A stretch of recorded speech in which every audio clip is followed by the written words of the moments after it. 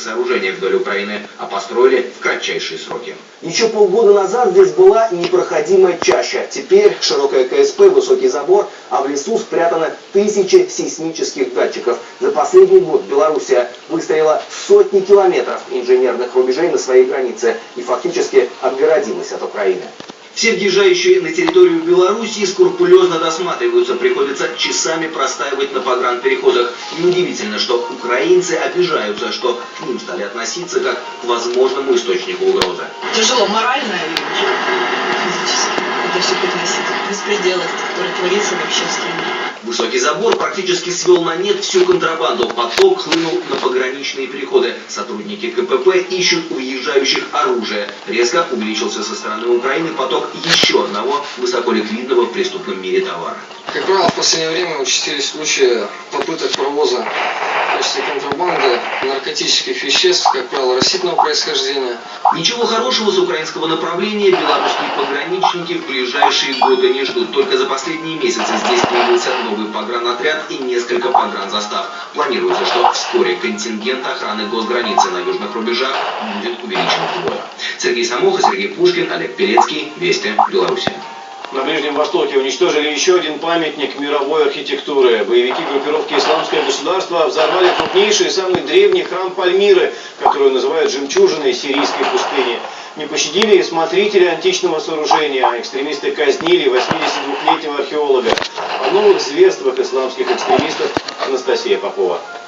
В это не верили ученые, этого боялись археологи и опасались выдающиеся умы мировой интеллигенции. Пальмиру начинают взрывать. Уникальное историческое наследие превращается в прах. Боевики исламского государства заложили взрывчатку в храме 1 века нашей эры Баал-Шамин, что на древнем языке Христа арамейском означает «Бог небесный». Облик уникального комплекса уже не вернуть. У этих людей нет никакой морали, никакой культуры. Это низость, невежество. Мы должны помнить то, что сказал в Коране. А он требует, чтобы мы только благоустраивали землю, а не разрушали.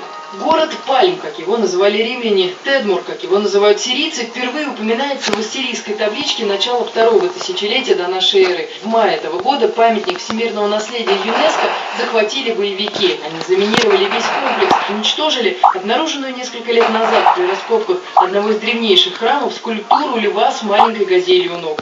Рядом с этим же местом в среду казнили выдающегося сирийского ученого Халида Асаада. Для многих его имя стало синонимом исторического комплекса в Пальмире. Мы считаем его одним из столпов археологии в стране и одним из 7 основателей национальной школы древности в 20 веке. Я умолял его 2 месяца назад покинуть город и уехать в Дамаск со своей семьей. Но он отказался, он верил в судьбу, сказал: я родился в Пальмире, и я останусь в Пальмире. Я не оставлю ее, даже если это будет стоить мне крови. 82-летнего ученого схватили, месяц держали в заточении и жестоко пытали. Потом отрезали голову и повесили на столбе у входа в Пальмирский музей. Скорее всего, боевики пытались узнать, где спрятаны ценнейшие экспонаты и где нужно искать то, что охотно и задорого купят на черном рынке антиквариата. Столкновения продолжаются 2-ю неделю кряду. Вдоль дороги, ведущей из Пальмиры в Ливан, под контроль исламского государства перешел городок Эль-Карьятель. Больше 200 христиан попали в плен. Один из главных центров католической церкви, монастырь 4 века Мар-Ильян, который служил пристанищем для 5000 беженцев самых разных религий, бульдозерами сравняли с землей. А дальше ИГИЛ пойдет на Стамбул. В распространенном видеообращении боевики назвали Реджепа Тайипа Эрдогана сатаной и пообещали поднять свой черный флаг у самой границы с Европой. Анастасия Попова, Вести.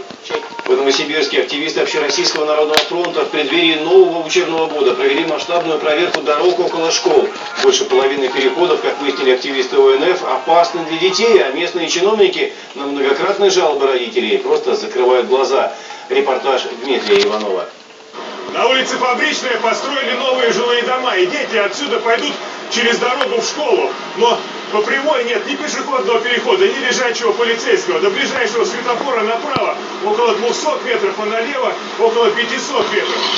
Светофор рядом со школой был, но несколько лет назад его убрали, чтобы не создавать лишних пробок на оживленной автотрассе. Родители учеников и учителя уже не раз обращались в мэрию с просьбой вернуть безопасный переход. Хотя бы, если не светофор, то лежачие полицейские могли бы положить. Хотя бы лежачие, без зебры. Просто чтобы знали, что вот рядом дом и рядом школа.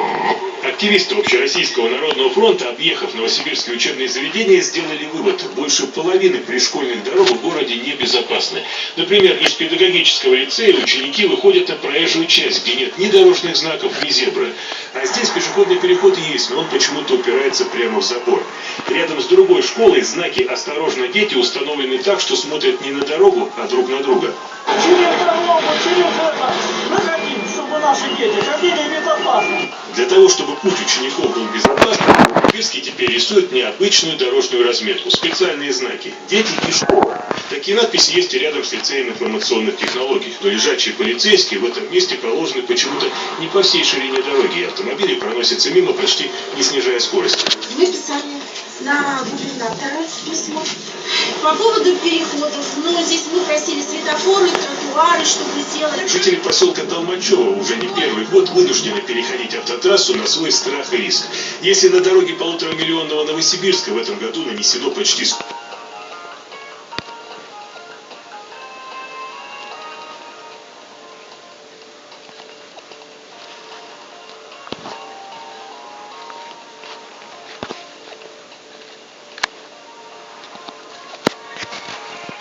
Что, не работает? Да не знаю. Что-то зависло. Ну, в воздухе на циклон идет. В воздухе тоже там 10 каналов зависло.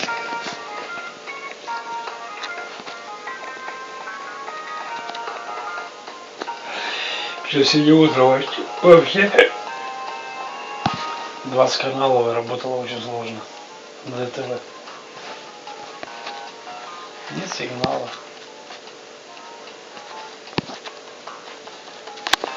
Он-то мощный, он может закрывать спутник.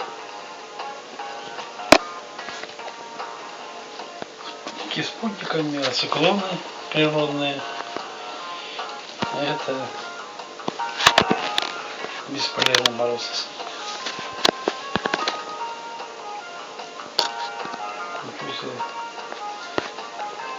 Все зависло. А ну-ка радио. Даже радио зависло. Тайфун. Это не тайфун, это циклон. Ну, циклон, тайфун. Тайфун это слабенький. Циклон это и циклон. Не, ну все говорят, что будет тайфун. Все говорят. Нет, тайфун это не самое. Тропический циклон это самое опасное. А вот это сейчас идет тропический циклон. Сейчас? Да. Он в Китае натворил дел столько. Ужас. Сейчас к нам идет. И что у нас будет? Ну, вчера в Японии там натворил дел много. А 27-го он будет в наших краях.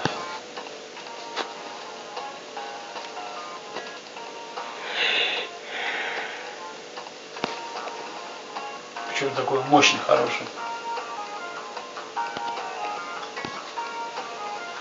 Скорость ветра, нихера себе. 30 метров в секунду. Когда там 15, 17, 20 метров в секунду. Это как бы... Это вот так вот прям за одну секунду. А 30 метров в секунду. Это очень... Это вообще, да.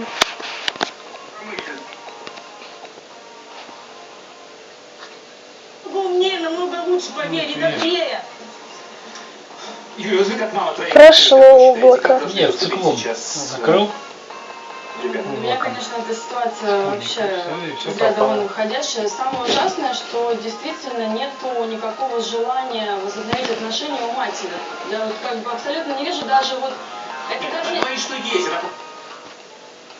Безработица значительная. Ругаются для того, чтобы после...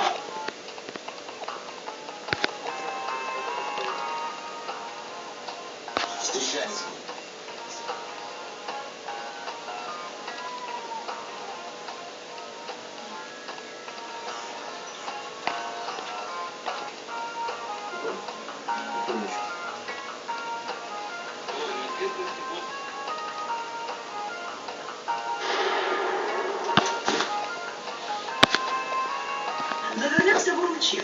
Сегодня это главный и практически единственный индустриально развитый город Синьцзянь-Уйгурского автономного района Китая, на самом западе страны. Все говорят, что тайфун будет. Главная точка для экспорта китайских товаров в Евросоюз и страны Евразийского экономического союза. Пописить, Урумчи господин Фэн в должности 3 года. Сам он родился здесь, поэтому хорошо знает... Ну, тайфун по колено воды будет.